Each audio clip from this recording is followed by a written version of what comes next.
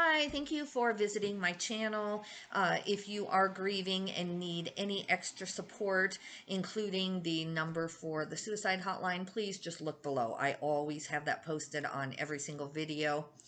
Today what I want to talk about is kind of for the person grieving. There is a part that does play in, but this video is more for the person who wants to support someone who is grieving. I'm kind of on both sides of this. I have been a pastor's wife for over 30 some years, ever since I married my husband.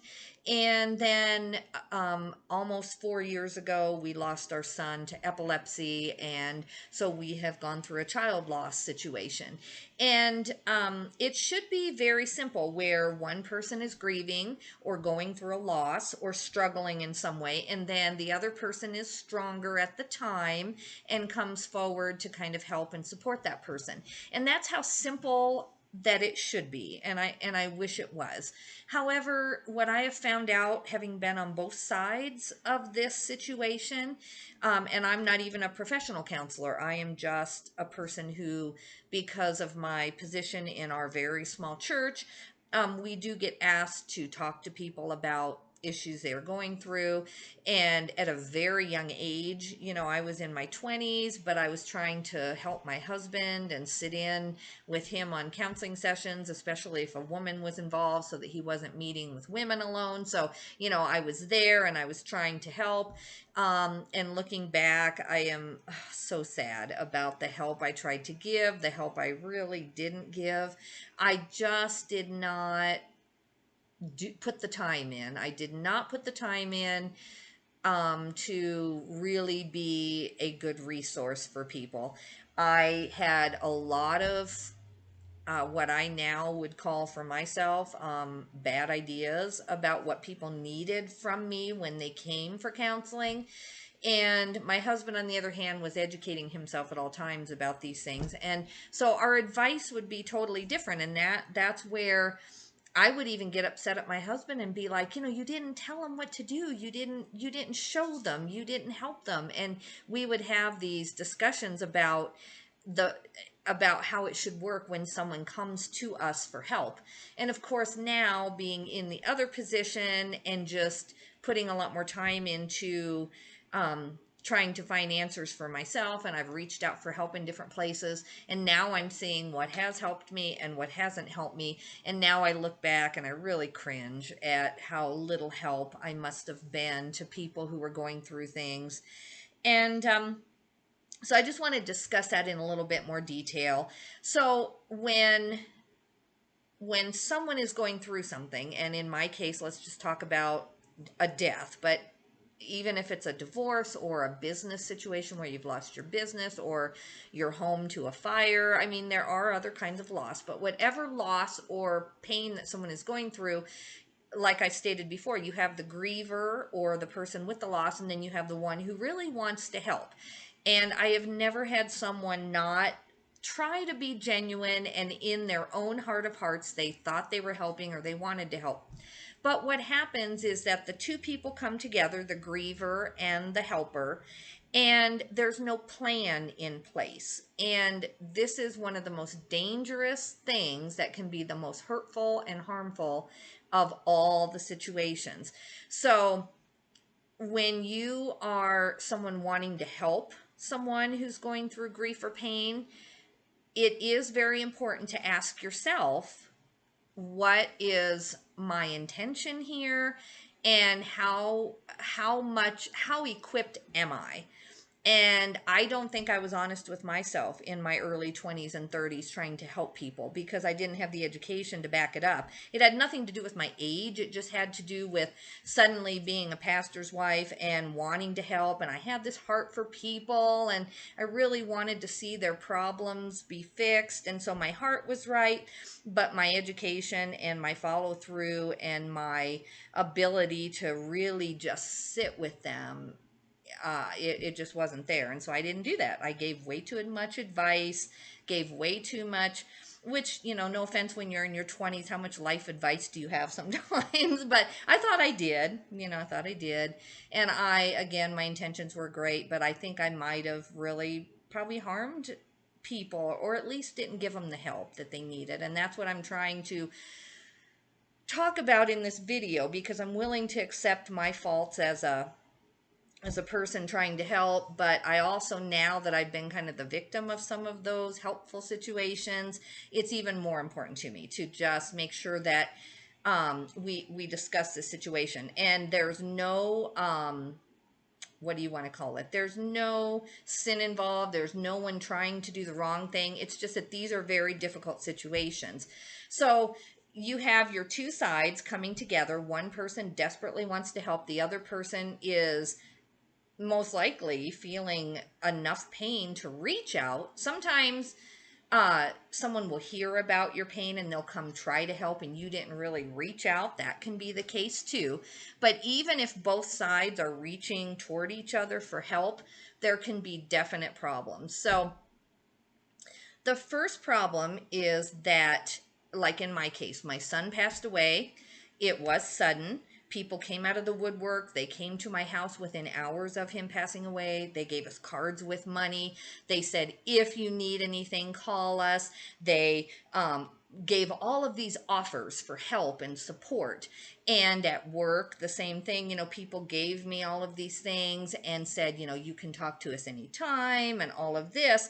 And I was the weak one. I was the one who had a sudden loss in my life. So under normal circumstances, I like to think that I would have thought through, okay, who do I want to walk down this path with me? Okay, who is most equipped to walk down this path with me?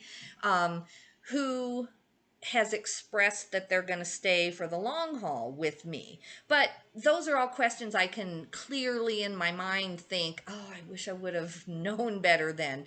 Not only for myself asking for help, but for giving help. I wish that I would have thought about all of these things, and I didn't. And so the result is this, and this is where the problems come in. When I was trying to help my husband counsel, I would always want to give very direct advice, because that's what I thought they were asking for. I thought, well, they got out of bed today and they came to the church and they asked us for help, so they must really be desperately seeking our advice, i.e. my advice, and with no training. And so I really had this view that I had to give them an answer. I had to help them. I had to tell them what I would do. I had to point out all the choices of what I would do. Now, I will tell you that in my case, by the time I'm desperate enough to seek help from someone, whether it be asking a question of someone just in my normal life, or whether it be actually seeking grief help or support from someone, then that kind of is what I am looking for. I don't ask for help easily, and so by the time I do, I'm in such a state of like not knowing what to do that honestly, in my case, I am kind of reaching out, seeking advice. But most people don't. Most people want loving support. They want you to walk along with them. They want you to give advice when asked, specifically. And I just want to point out, I will be doing a book review of this book eventually. It's just going to take me a long time to read and digest this. But this is my husband's copy of a book. It's called Companioning the Bereaved, and I don't know how the camera works. It's probably backwards. But anyway, this is by a man called Dr. Alan Wolfelt. I have another video about something that he advises on my channel already, but I will be in the future talking about some of his books and hopefully doing some book reviews. But this book, more than anything, has changed my mind about how you help someone who is going through grieving, and also what I have the right to expect when I'm grieving. And I just want to show you, this is my husband's copy. I don't know if this was his original copy from 25 years ago. I'm not sure when this book was published. 2006. So no, it wouldn't be that old. But anyway, let me show you my husband's copy because I was going to read it, and I can tell you, see all the underlining? That is how good this book is. My husband read this book and bought this book, as you can tell, in 2006 before we ever needed it ourselves. This was what he was going by. This was the philosophy of counseling, and he had met Dr. Wolfelt at a conference in Texas, I believe.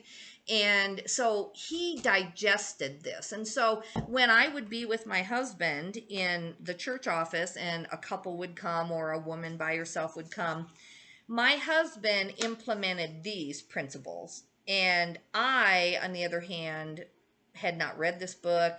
My husband, I wish he would have told me, you know, Nico, you've got to read this book. And he might have. He probably did.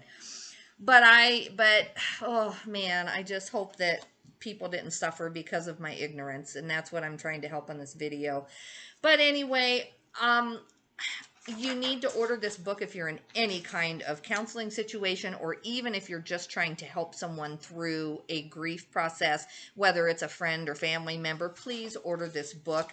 The ISBN number I will put below. I will put the ISBN number and the title of the book. So please look below in the notes.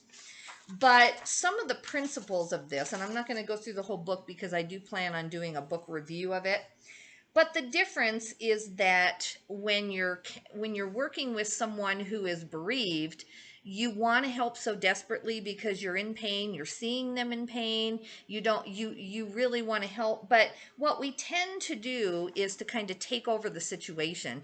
And I've had that done to me where you are so weak and you're going through this loss, and other people with great intentions want to kind of take over, and they don't mean to, but they want to help your pain be over. And it's partly a selfish thing. They don't want to see what could happen to them. Maybe they have children and they've seen me just lose my child, and part of it's a selfish thing. You know, I got to help this person get over it so that if that happens to me, I know that, okay, it's 1 year thing and then you're happy again and it's all good. People do not want to know or see that 3, 4, 10 years down the line, there are still some things that you might be working out in your life. And so the principles of this, and this is again back to the person trying to help, and there are 11 tenets in the book. And again, go to his website, buy the book. I don't like to discourage people from buying the book because they get the whole thing free on YouTube. This book you will underline and underline and underline, and you're going to need the actual copy or get it on Audible. But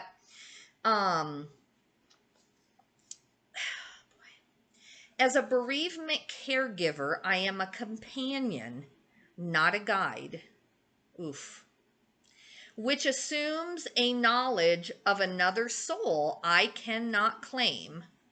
So if you're a guide, then you are some person higher than them and you know exactly what they need. But if you're a bereavement caregiver, you are a companion. And you're not assuming that you have knowledge of exactly what they're going through. To companion our fellow humans means to watch and learn.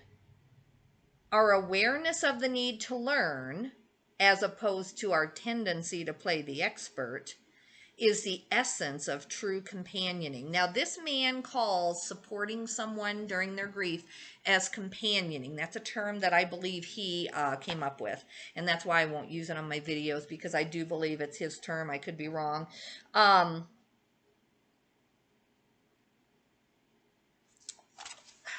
Boy, this is just so good. My husband's got it so underlined that I need to really go through, but I just want to say a couple of things here for this video's sake. And again, the book review will be coming. Companioning the bereaved means discovering the gifts of sacred silence. It does not mean filling up every moment with words. Companioning the bereaved is about being still. It is not about frantic movement forward. So, and I haven't read the whole chapter on this, but I have read some stuff in the internet, and I've seen some of his interviews on YouTube. So how I'm taking this and how I'm applying it right now without having delved completely into it is that we need to be very careful about pushing that person forward at a pace that is comfortable for us but may not be comfortable for them. Companioning is about learning from others, not teaching them. Companioning, and this is the last one I want to read because this is the best one, at least to me. Companioning is about bearing witness to the struggles of others. It is not about judging or directing these struggles. So I so wish, I almost want to cry right now, truly, of the people who, if I would have had this philosophy of counseling or helping someone, I'm not even a counselor, but people would come to us kind of, especially in a small town, there's a very big shortage in a place like Wyoming of professional counselors. And then let alone you have to have the money for that. But even today, like if I decided, oh my goodness, I am suffering so badly, I don't know what to do. I can't just walk into a counseling center where I live in this very small mountain town. So pastors, and in my case, I'm a pastor's wife, we do get asked to kind of fill that gap temporarily. And in our case, we are very aware of our boundaries of we are not counselors. We lead people to counseling. However, when I was younger, without meaning to, I probably stepped into areas that I certainly should not have. And the thing that really woke me up to this, and the reason why now I think I might actually be able to be helpful with someone, is because when I lost my son, I had this kind of thing. And so I had people try to move me along at a pace that they felt I should be ready for. And it didn't happen at first. Like no one came into my life at 2 weeks after I lost my son and said, okay, come on, let's get with it. Even at work, my boss, I still talk to her occasionally. At the time, my boss at the time, she was so patient, and they would, tolerate me crying in a public place at work. They tolerated things they probably did not have to do, and I will be forever grateful for that. But so I had that kind of support the first year or so, but then you could tell it started to wane, and people just kind of dropped off. And it was because they didn't have this companioning or this idea of how hard it is to support someone through their grief or through their problem. So the number one statement that I want to make on this is that both sides have to have an end game in this relationship. So this becomes a relationship, the griever and the person helping. You have formed a relationship, whether you meant to or not, whether you wanted to or not. When my son died and people started showing up at the house, a lot of people were more self-aware, and they would drop a cake off, say I am so sorry, drop money off, drop a card off, say I am so sorry, let me know if I can do this for you. And they would name the things they could do. Let me know if I can bring dinner. Let me know if I can make any phone calls for you. Let me know if I can help with the funeral. But they did not go beyond that or offer beyond that. And I'm glad if they were more acquaintances, more quasi friendships, whatever the term would be, then that is perfectly what they should have done. And there are many people in this community who I take cookies to, I take food to when they're grieving, but I do not offer any more than that because I'm not capable of any more than that. There is no basis for a relationship there, so therefore I'm not going to jump in and say, oh yeah, by the way, I lost a child too, and so now everything I know relates to you, and so you can call me day or night, and you can just, if you need help. I only do that if I feel like I'm in a position to follow through to the very end. And that is the point that I'm trying to make, is that when you offer, as a person offering help, you have to analyze your own life very strictly, and you have to ask yourself, what is my relationship with this person, and what can I really do to help this person? Now, sometimes it's not your fault. They're your family, and so you didn't intend to get roped into this kind of a situation. Now you are, and now you want to do everything you can do. And that's a tough situation, because you would never have volunteered to go to the end of the earth with this person, but now the relationship, and you love them and you want to do it. But if it's any other kind of a situation, you have to know how painful it can be for the person grieving if you offer and then pull back, offer and then pull back. And I have had that done. There were a couple of relationships I had where I don't think that the people intended to, but they kept volunteering to have me talk to them, and they gave me gifts, and they called me and they said, boy, I saw on Facebook about your son's donation ceremony, because he had donated tissue and things like that. And so we were going out to California, and this was about a year and a half after he had passed away, where we were going to the actual ceremony. And they would see that on Facebook, and they would reach out to me and say, oh man, and that must be difficult. And so I, as a weak person, as a person going through grief, read into that they wanted me to talk to them, that they wanted me to tell them my story, that they wanted me to talk about my son. And long story short, it turns out that after about however many months or into that next year, they really felt, I think they saw the height of my grief, like they saw how deeply, a person grieves. Or I told them things that I don't think they were expecting, as far as like how I was feeling. And they, kind of took a step back, and I was not prepared for that, because I had turned this kind of offer for help as kind of into a friendship, because I was so grief stricken at the time that I was in a fog, and I was misperceiving a lot of social cues. Like now I'm not a perfect person, but if someone keeps offering too much to be my friend, and I would at least ask myself, okay, why is this person doing this? Is this a Christian thing they're doing? Or do they really like me as a friend? Is this a mutual friendship? I think now that I'm, um, out of that fog kind of stage, that I would analyze a lot of these relationships about whether they're going to work for both of us. But back then, I was just thankful for any help I could get, and these people kept offering and offering. And it turns out, I don't know how to say this in a very sensitive way, they were doing it as kind of a Christian reaching out type thing more than they were as a friendship type thing. And I completely misperceived that.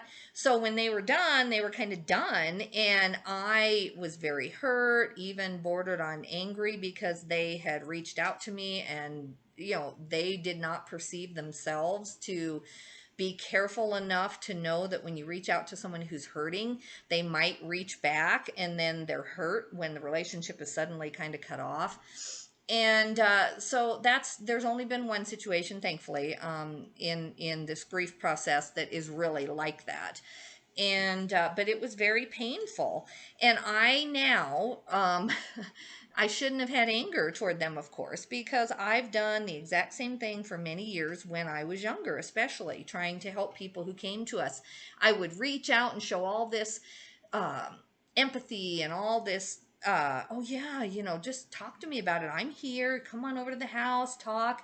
But I did not do the follow up phone calls. I didn't do the follow up checking on them. I kind of gave them permission to tell me all this stuff, but then I didn't um, really support them afterwards. And for that, I feel horrible for. And when it was kind of done to me that way, I see it from a totally different perspective, how they never intended to harm me or hurt me. They just got in over their head with seeing the depths of grief that someone can go through. And so and they didn't even pull back. It wasn't like they called me and said, we're mad at you, we're not speaking to you again. It wasn't that. And that, I think, would have been actually better. I wish they would have just sat me down and said, we got in a little over our head. We didn't realize that by reaching out that you would take this kind of as a friendship, or that you would take this as, that we were willing to kind of hear all of these things. We just weren't prepared. We're young. We're younger than you are, and we just aren't ready for this. I wish they would have actually vocalized that, because at the time, it was just this kind of pulling back. And so then I started to think, well, did I do something? Did I say something mean to them? Did I hurt their feelings? I never at the time realized that it was part of the situation with my son having died. I was putting it over here in some other category where I must have offended them.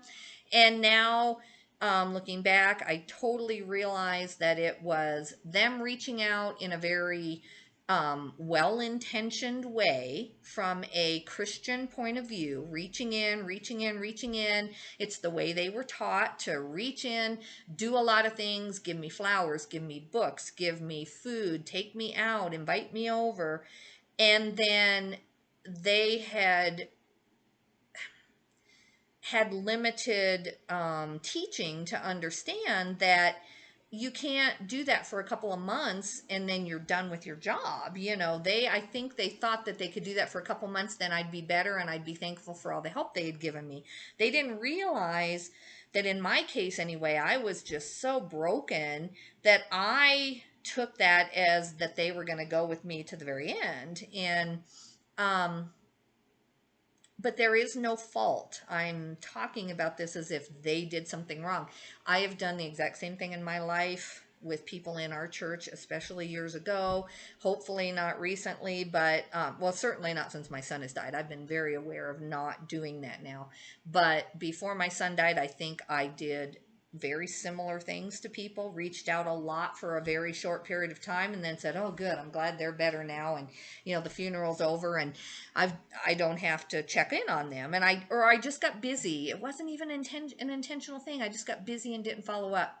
So again, I know I ramble and I'm sorry, but I have all these emotions with all these things that have happened to me, and I just want to share my heart with you that even if you're the psychologist watching this who's trying to figure out how to help someone who's grieving, please know that that person may not it's not that you have to counsel them for 10 years. It's just that there may be issues that they still want to talk to you about 3, 4, or 5 years down the line. And especially if you're a friend or a loved one of someone grieving, please do not put your own ideas of their grief into their path. If you're going to take this on, you have to take it on for a very long time. So it might be better to just ask yourself up front, what can I do? And then only offer that. And what happens normally, honestly, is the griever gets stronger. And in my case, that's what's happened. I've gotten stronger. And so I just, without meaning to, I've just relied less and less and less on people. And I talk less and less and less about my grief in a normal situation. Obviously, on this channel, I talk about it all the time, but in a normal conversation with my very good friends, my son doesn't come up all the time, or at least the fact that I'm grieving doesn't come up all the time.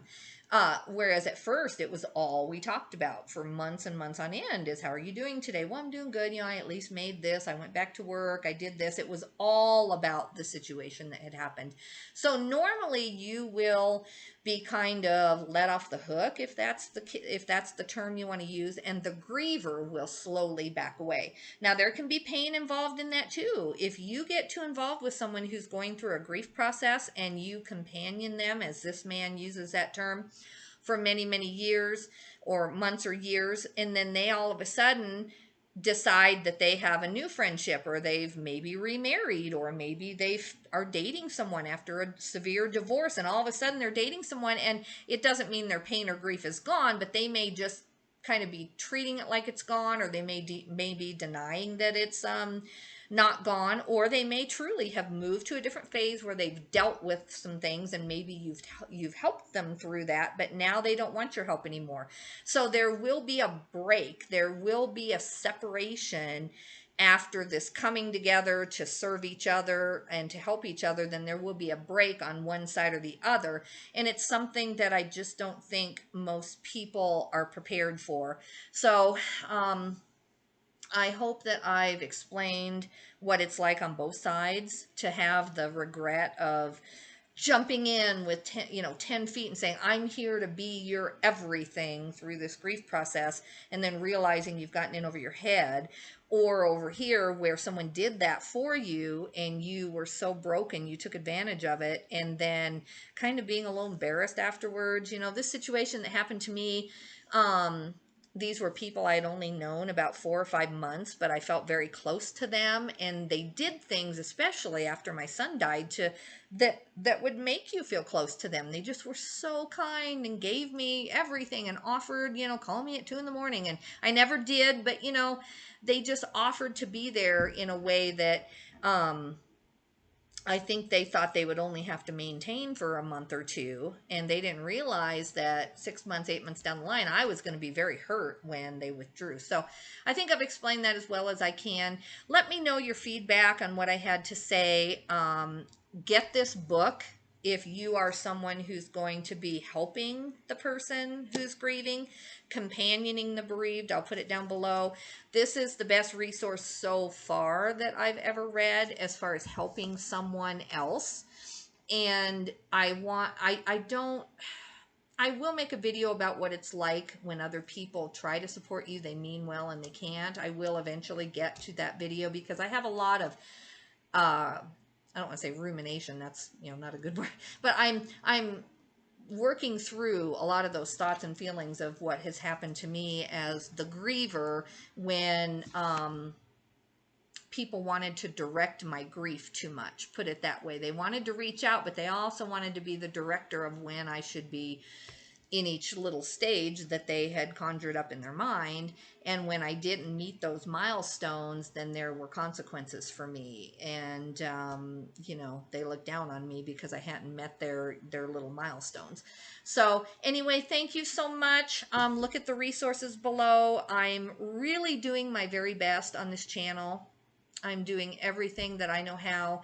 This means so much to me. I'm trying to find the resources that will make your path easier, or if you're supporting people, I want all those resources in a better place so that when you need them, they're there. They're not just all over the internet and all over YouTube and scattered out. I'm trying to make one resource place where you can come and really see from the point of view of the person grieving what they want, what has helped and what has hurt them, and then just look at different resources. Okay, guys, have a great day. Thank you for listening. I sure hope this helped you. Have a great day. Bye-bye.